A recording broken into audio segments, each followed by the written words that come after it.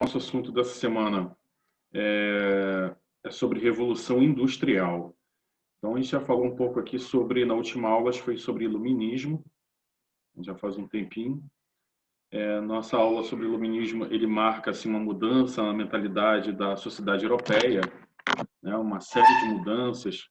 Acho que faz bastante tempo também falamos sobre revoluções inglesas. Não sei se você está lembrada. Sobre as revoluções que aconteceram na Inglaterra no século XVII para o século XVIII. E esse conjunto de transformações vai favorecer... Ó, a Camila chegou.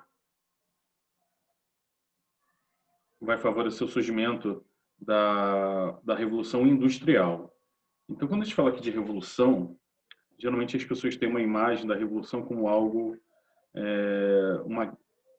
um confronto do povo contra o poder instituído, né, o status quo. Boa noite, Camila, tudo bem? Então, no caso aqui, a Revolução Industrial vai ser uma revolução diferente.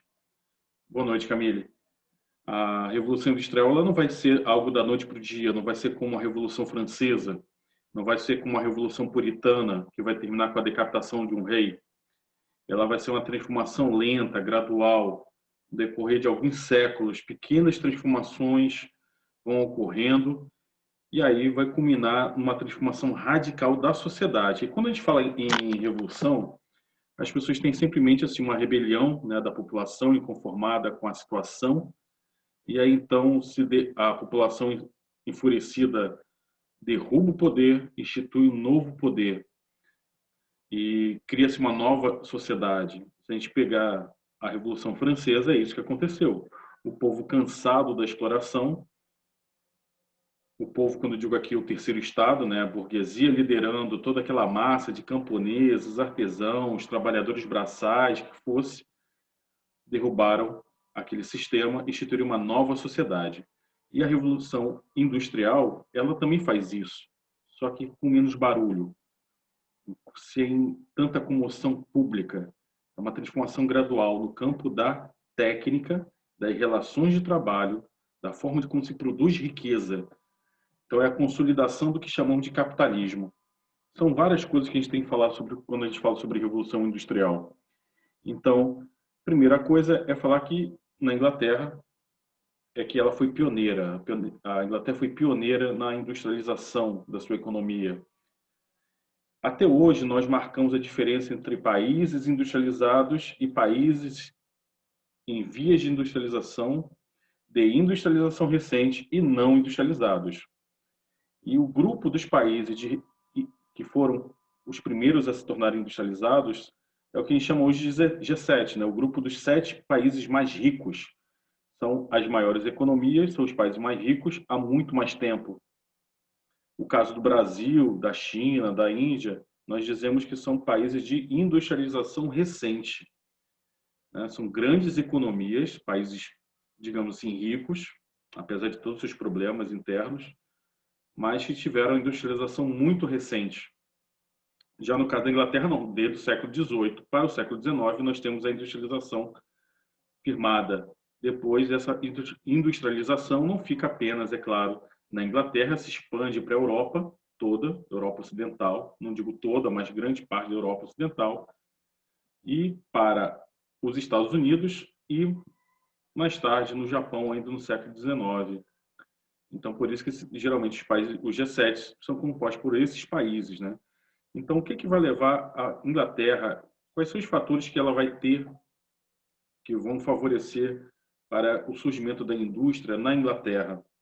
Bom, primeiramente tem que falar que para você criar uma indústria tão monumental como foi a indústria britânica no século XVIII para o século XIX, que é uma indústria assim tão poderosa que é tipo a indústria chinesa hoje. Então eles produziam para o mercado interno, para o mercado europeu e para aqui, para a América Latina, né? Quando Dom João VI vem para o Brasil, fugindo Napoleão, ele abre então o Brasil para a indústria britânica. Para Portugal não tinha indústria, Portugal não investiu em manufaturas, então era dependente da indústria britânica. Bom, então para você desenvolver uma indústria tão grande assim, era necessário capital, necessário então ter dinheiro para quando surgisse a máquina a vapor, tivesse então capital para introduzir essas máquinas, essa inovação tecnológica. Então, do século XV ao século XVIII, a Inglaterra foi acumulando riqueza. Mas a Inglaterra, ela, como já aprendemos aqui, já falamos disso em outra aula, que ela ficou para trás na corrida das grandes navegações, da expansão ultramarítima, da conquista de colônias além mar. Ela ficou meio para trás. Ela foi uma das últimas a entrar nessa jogada. Entrou depois de Portugal, de Espanha, da Holanda, da França. Ela foi uma das últimas. Então, o que sobrou para a Inglaterra? Falamos aqui sobre a Revolução Americana, e sobrou a América do Norte. A América do Norte não tinha metais preciosos, não tinha pedras preciosas, não tinha não tinham especiarias, não tinha um clima favorável à produção de gêneros tropicais, que era o que interessava ao mercantilismo europeu, ao contrário de Portugal, né, que pegando todo esse vasto território aqui da América do Sul, introduziu então a indústria do açúcar, produto muito rentável. Mais tarde descobre-se ouro, né, no século XVII. A Espanha, então, que tinha tirado a sorte grande desde o começo, né, mentalidade do mercantilismo, a mentalidade era o quê? Juntar o máximo de ouro possível, né? O índice de riqueza de um país era a quantidade de ouro que esse país tinha em seu território. E aí, então, Portugal e Espanha não desenvolveram manufaturas. A Inglaterra, por sua vez, não. Como ela não tinha essa riqueza abundante, que era só tirar da América e levar para a Europa, a Inglaterra teve que investir em manufaturas. Mas o que seriam essas manufaturas? Você tem alguma ideia? Manufatura, assim, quando a gente fala da evolução do trabalho, a gente tem que remontar lá na Idade Média. Imagina que o camponês, né, o servo da Idade Média, vivendo no feudo, meio que isolado do resto do mundo, né, aquela grande propriedade rural pertencente à nobreza, aos cavaleiros. Esses servos que não eram donos da terra, né, eles tinham o privilégio de usufruir da terra para plantar, colher, criar animais, para tirar seu próprio sustento e pagar tributos ao senhor feudal. Mas, além disso tudo, ele tinha que se vestir, ele tinha que calçar, ele tinha que ter ferramentas, ele precisava de móveis para sua casa. Então, tudo isso tinha que ser fabricado ali mesmo no feudo, pela própria família do servo. Então, a gente diz que na Idade Média havia, então, um artesanato, né? Essa técnica de trabalhar, de transformar matéria-prima num objeto, né? Uma utilidade, seja uma ferramenta, seja utensílios domésticos, seja móveis, seja a vestimento, calçado, tudo era necessário fabricar dentro do feudo. Então a gente chama isso de artesanato familiar, porque a própria família se dividia para poder então fabricar pelo tecido. O camponês criava ovelha, tosqueava, lavava a lã, depois ele tinha que fazer o quê? Transformar aquilo em fio. Geralmente ficava a cargo das mulheres, né? Fiar, termo fiar, roca de fiar, da Bela Adormecida, aquela ferramenta de madeira, aquele instrumento que era uma roda, pedalava-se, ela ia puxando o fio, a lã e fiando, transformando em fio. Dali tinha que pegar esse fio, levar para um tear, né, uma máquina rudimentar, que ela então fazia a trama e fazia o tecido, entrelaçava os fios e fazia então o tecido. Então a própria família se mobilizava, porque o trabalho no campo, é claro que era muito exigente, né? Mas havia tempo suficiente para se trabalhar também em casa, fosse fabricando sapato, fosse fabricando tecido. E se a pessoa não soubesse fabricar, procurava alguém que soubesse para fazer trocas, né? Sempre lembrando isso que na Idade Média o dinheiro era uma coisa escassa, era uma coisa meio rara. O tempo vai passando, esse sistema que chamam de feudalismo, ele entra em crise, e surge então um comércio, o comércio de especiarias orientais, enriquece várias cidades, principalmente da Itália, e essas cidades enriquecidas pelo comércio começam a atrair pessoas para viver nessa cidade. Então, essas pessoas que vivem nas cidades, nos burgos, elas não têm como fazer sua própria roupa, o seu próprio calçado. Ela precisa, então, comprar. Então, nas cidades surgem, então, os artesãos profissionais, os mestres artesãos pertencentes às guildas, se organizavam, então, em sindicatos para defender seus interesses, fazer bem, criar uma, uma guilda era conservar os interesses, manter sempre apenas aqueles que eram introduzidos na guilda poderiam trabalhar com aquele ofício, as corporações de ofício, como eram chamadas também, né? Proteger de pessoas que fossem de fora da cidade exercendo esse trabalho. Tinha que ser aceito, era um processo longo, quase de uma vida, porque o mestre artesão é quase um artista. A gente confunde artesanato com arte, porque é uma técnica, é necessário dominar uma técnica que não é fácil. Imagine um grande sapateiro. Havia necessidade, então, de ele ser introduzido na guilda desde criança, como aprendiz, então ele ia aprendendo o ofício, vivendo com o mestre. Se ele se tornasse um bom artesão, então ele era aceito na guilda. Então, temos aí o artesanato profissional dos mestres artesãos nas suas oficinas de trabalho. Isso é importante, porque aí temos a figura desse mestre artesão, ele é dono dos meios de produção. Isso é uma coisa que eu gostaria que vocês guardassem aqui. Dono dos meios de produção. O que é isso? O que são os meios de produção? Como o próprio nome está dizendo, é aquilo que permite que você construa, crie com o seu trabalho riqueza. Então, o mestre artesão era dono dos meios, ele era dono da matéria-prima, era dono das ferramentas, era dono da sua oficina, ele era dono do fruto do trabalho dele. Então, ele era dono do sapato que ele criava, e aí ele vendia o sapato que ele criava. E o sapato era algo caro, porque você imagina que numa população em crescimento constante, a demanda era muito alta e o preço também era muito alto. A produção era lenta, né? Era lenta de fazer, demorava se fazer um sapato. O sapato era sob medida. A maior parte das pessoas não usavam sapato. No máximo usavam, talvez as mulheres, sapatos de tecido, né? Bem rudimentares, tamancos.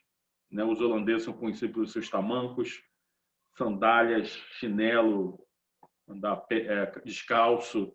Então, assim, o sapato era quase um símbolo também de ostentação, de riqueza. A nobreza, a realeza, a alta burguesia usavam sapatos, usavam botas, mas a plebe, né, os camponeses, dificilmente usariam sapato. Então, em algum momento, né, nessas cidades comerciais, alguns comerciantes tiveram a ideia de acelerar a produção. Aí surgem grandes oficinas, onde você tem vários trabalhadores, cada um com sua atividade pré-determinada. Então, a gente chama isso de divisão racional do trabalho. Ou seja, é uma espécie de linha de montagem, né? Se a gente pega a indústria hoje, vocês devem conhecer bem, você não precisa mais saber como fabricar um sapato se você for trabalhar numa fábrica de sapato. Você só precisa, então, dominar uma certa técnica muito simples, fazer uma certa atividade, por mais que você erre no começo, porque você nunca fez aquilo, com o decorrer do tempo você vai se aprimorando, vai fazendo mais rápido e de maneira mais eficiente. Então, na manufatura você tem o quê? Os meios de produção não são mais dos trabalhadores. Ao contrário do mestre artesão, que era dono dos meios de produção, é uma outra pessoa que é dona dos meios de produção na manufatura, nessa nova oficina. Os trabalhadores só vão com a sua força de trabalho, tá? E só leva, então, a sua vontade de trabalhar, a sua saúde, o seu tempo. Nós chamamos isso de força de trabalho. As ferramentas, a oficina, as ferramentas, a matéria-prima, agulha, prego, linha, cola, nada disso pertence ao trabalhador. Pertence a um patrão, né? Um comerciante que vai investir nisso aí. E chamarei então agora de burguês. Tá? Esse burguês então é dono da manufatura, as pessoas então vão chegando, cada um toma o seu assento, e se for uma manufatura de sapato, cada um vai ficar responsável por uma única parte, uma única etapa da produção. Ele não vai precisar dominar toda a etapa, todas as etapas da produção. Ele só vai precisar dominar uma única etapa. Então, aquele cara vai cortar o couro, o outro vai, então, costurar uma parte, vai passar essa peça adiante, um outro trabalhador, então, vai terminar de costurar, ele vai passar essa peça adiante, uma outra pessoa vai pegar, vai colar uma parte, a outra vai colocar a sola, vai pregar, o outro vai botar o cadarço, e um último talvez coloque dentro de uma caixinha. Então, essa divisão racional do trabalho tornou a produção muito mais rápida e mais numerosa. E, por conseguinte, tornou, então, o preço do produto mais acessível. E isso fez, então, com que os sapateiros entrassem em crise e aí sumissem enquanto trabalhadores, né? Eles vão ser absorvidos por essas manufaturas. Some, então, o mestre artesão no decorrer do tempo. Então, gente, tá claro isso aqui? No decorrer da história, então, nós temos o quê? O artesanato familiar, o artesanato profissional e a manufatura. E a Inglaterra investiu muito nisso, na manufatura, porque lá, desde o século XV, também estava acontecendo uma transformação no campo também. Porque no campo, alguns senhores feudais começaram a se empobrecer com a crise do feudalismo, e já no século XV já não tinha mais servidão na Inglaterra. A servidão foi abolida. Muitos burgueses começaram a comprar terras. Surge então a noção de propriedade privada da terra. A nobreza vende as terras e os camponeses que viviam nessas terras são expulsos. Ou então os burgueses, introduzindo essa mentalidade capitalista no campo, começam a cercar as terras livres.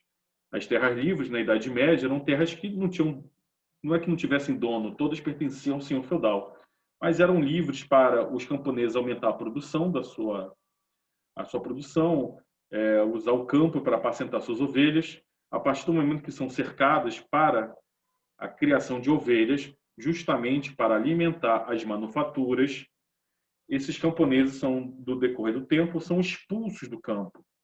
E eles vão para o centro das cidades, onde eles vão se tornar oferta de mão de obra barata. E isso também vai ser uma coisa que vai favorecer muito a Inglaterra. Esse êxodo rural, né? Essa mentalidade capitalista dentro do campo vai acabar com as relações feudais, vai acabar com a servidão, vai expropriar os camponeses então vão migrar para as cidades e nessas cidades vão se tornar então um exército reserva de mão de obra desqualificada e, portanto, mão de obra barata. Tá? Então, a gente tem que deixar bem claro isso aqui, essa transformação gradual na técnica das relações de trabalho, que não vai se dar da noite para o dia. Como eu falei, são 3 séculos que isso vai acontecer, mais ou menos. Também tem a questão política. Quando a gente falou aqui da Revolução Puritana e da Revolução Gloriosa, elas foram revoluções burguesas. Relembrando o que foi a Revolução Puritana, o rei Jaime, aliás, o rei Carlos I, Stuart, ele então tinha tendências autocráticas, absolutistas e católicas. Ele começa a entrar em crise, em confronto com o parlamento. Tipo um certo governante que a gente conhece hoje, que entra sempre em crise com o legislativo, né, com o nosso parlamento. Então, esse rei, ele queria, então, retomar o absolutismo monárquico na Inglaterra. Ele entra em confronto com o parlamento que, em sua maioria, era de puritanos, né, protestantes ingleses e burgueses. O novo exército, então, do parlamento consegue vencer as forças leais à monarquia. O rei é preso, o rei é julgado, o rei não aceita fazer acordo com o povo, com o parlamento, né, nesse caso, né, que era a Câmara dos Comuns, representantes que não eram da nobreza nem do alto clero, eram membros da burguesia. E aí, então, o rei é decapitado. E aí surge, então, o período republicano na Inglaterra. O Oliver Cromwell vira um ditador, né, que era o líder do exército puritano, dos cabeças redondas, como eram chamados os protestantes do parlamento britânico. Então, com o rei decapitado, quem toma o poder é o Oliver Cromwell, e ele faz uma lei, ele estabelece o ato de navegação, que proibia, então, a comercialização e o transporte de mercadorias inglesas em navios que não fossem da Inglaterra. Isso vai, então, vai fortalecer a Marinha de Guerra britânica, lembrando que Marinha Mercante na Inglaterra dessa época e Marinha de Guerra é a mesma coisa. Eles usam sua marinha como Marinha de Guerra e Marinha Mercante. Entra em confronto com a Espanha, no reino da Elizabeth Tudor, que foi antecessora do rei decapitado. A rainha Elizabeth tinha afundado, né? Quer dizer, no governo dela, a Marinha Britânica tinha afundado a invencível Armada Espanhola. E durante o Oliver Cromwell entra em confronto com a Marinha Holandesa e vence. E a partir daí, então, com uma marinha poderosa, ela consegue novas colônias, consegue matéria-prima barata e mantém um monopólio no transporte das suas manufaturas. Isso é muito importante para a Inglaterra se tornar uma grande potência industrial e comercial no século XIX, começo do século XX. Então, essa supremacia naval britânica vai até mais ou menos a Primeira Guerra Mundial, talvez, tá? Quando aí surge os Estados Unidos como grande potência militar no mundo. Então, outra coisa que também os britânicos deram muita sorte é que o subsolo, né, o solo britânico, das Ilhas Britânicas, era muito rico em minério de ferro e carvão mineral. Né? Dois materiais essenciais para a indústria. O ferro para a confecção das máquinas, das caldeiras, e, é claro, o carvão para alimentar as caldeiras, né? Ferver a água para ser canalizada e movimentar, então, os pistões do maquinário e fazer, então, as máquinas se mexerem em grande velocidade. E aí nós vimos que a Revolução Industrial ela é muito poderosa, porque ela não só muda a forma de como se gerar riqueza como nunca antes na história da humanidade foi gerada. O Eric Hobsbawm, que foi um grande historiador, ele disse que a Revolução Industrial ela é algo tão importante quanto foi a Revolução Agrícola, tipo há mais de 5.000 anos atrás, né, quando o homem domina a agricultura. Então, algo tão poderoso assim na história da humanidade só vai ser quando a Inglaterra começa a indústria.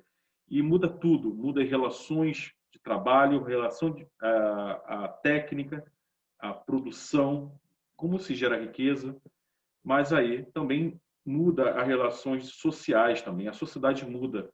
Até então, até a Revolução Industrial, a população vivia no campo, e hoje em dia a maior parte da população mundial vive nas grandes cidades, nos grandes centros. Então, essa população que sai, né, do campo vai então viver nas regiões que não estavam preparadas para receber tanta gente. Então, eles pegam regiões que não tinham dono, digamos assim, ou que eram mais baratas, os subúrbios, regiões próximas a rios, ocupam então os casarões, que vamos chamar de cortiços, que cada quarto então vai ser alugado por uma família inteira, e condições insalubres de higiene também vão se espalhar pela cidade. Não tem água encanada, não tem água tratada, então a água traz doença como a cólera, a febre tifoide. Como não tinha saneamento, os detritos, né, de cada família eram jogados em valas no meio da cidade. Então, você imagine a lama, a sujeira, a água podre, né? E fora que a população que vai trabalhar na fábrica ganha muito pouco. O cálculo do salário era apenas para manter o trabalhador vivo. Era uma coisa muito cruel. Enquanto que a burguesia sempre enriquecia sempre mais e mais, o proletariado ia se mantendo numa miséria, né? Só mesmo se mantendo para sobreviver mesmo. Então, a única forma que o trabalhador tinha de aumentar sua renda era colocando o resto da família para trabalhar também, jogando então a família para trabalhar, tendo filhos. Então, o pensador Karl Marx, né, que é o grande crítico do capitalismo, ele surge tentando dar uma resposta. Como é que a burguesia chegou nessa riqueza tamanha? E por que o trabalhador da fábrica é tão desgraçado? Ele chama, então, essa nova classe social do trabalhador da fábrica paupérrimo de proletariado. Ele resgata um termo lá da Roma Antiga, porque na Roma Antiga, quando tem tanto escravo na Roma Antiga, né, nas cidades romanas, que as pessoas livres não tinham emprego, não tinham trabalho, então não tinham nada a oferecer para o Estado. Então a única coisa que elas tinham para oferecer era a prole, ou seja, seus próprios filhos. Então a única riqueza que talvez o trabalhador tenha é a sua prole. Aí o cara tem vários filhos e vai jogando os moleques na indústria. Então, nisso também muda a poluição, não existia poluição, né? É claro que existiam queimadas, vulcões, né? Um vulcão no século XIX na Oceania, não sei se na Malásia, na Indonésia, ele despeja tanto gás carbônico na atmosfera que a Europa chegou a ficar escura, mas nada se compara a toneladas de gás carbônico jogados pela queima de carvão, a destruição também das florestas da Inglaterra para conseguir carvão vegetal no começo da indústria. Então, isso muda até mesmo o clima. Se hoje nós temos uma grande preocupação, ou deveríamos ter uma grande preocupação com o clima, com as mudanças climáticas, apesar de alguns negacionistas, tudo começa com a Revolução Industrial. Então, ela é algo realmente muito poderoso. Ela cria a sociedade como a gente conhece hoje. Então, a Inglaterra, ela tinha o parlamento, né, como a gente viu, a favor da burguesia, devido à Revolução Puritana e à Revolução Gloriosa, que eu acabei esquecendo de falar. Na Revolução Gloriosa, Carlos II, né, descendente do primeiro Carlos que foi decapitado, ele também tinha uma tendência autoritária, absolutista. Aí o parlamento se une, dos dois partidos que eram inimigos se unem, tira ele do poder sem derramar sangue, ele sai numa boa e coloca um cara chamado Guilherme de Orange, holandês, casado com a filha do rei, e ele assina então o Bill of Rights, garantindo os direitos individuais, a propriedade privada. Então ele mantém uma certa submissão do rei em relação ao parlamento. É um parlamento que é burguês.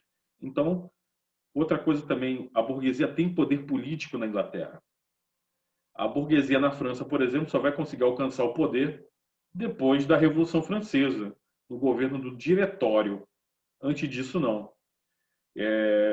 Então, você tem um aumento populacional nas cidades, há uma revolução na agricultura, há uma revolução na política, garantindo os direitos da burguesia, porque a burguesia pode, então, colocar leis que favoreçam a ela. Por exemplo, a burguesia conseguiu aprovar uma lei no parlamento que mantinha o preço do trigo muito baixo, para manter o preço do pão baixo. Assim, ele mantinha os salários baixos, aumentando a produtividade, aumentando o lucro, aliás, nem a produtividade, mas sim o lucro da burguesia. Outra questão também é a criação do Banco da Inglaterra, o primeiro banco estatal voltado justamente para financiar os grandes empreendimentos da burguesia, e isso com aval da monarquia inglesa. Tá? Então, gente, alguma dúvida até aqui? Algum problema? Vocês querem comentar alguma coisa? Tudo bem, então? Eu vou, então, fechar a nossa aulinha, tá? Com a nossa fotinho comprobatória.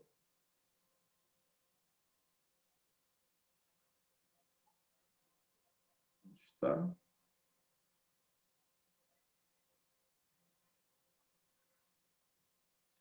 Caso vocês queiram, ou digam para os seus colegas que perderam a aula, que nosso encontro foi registrado em vídeo, está no YouTube, e o link está na plataforma Moodle. Tá bom, gente? Muito obrigado.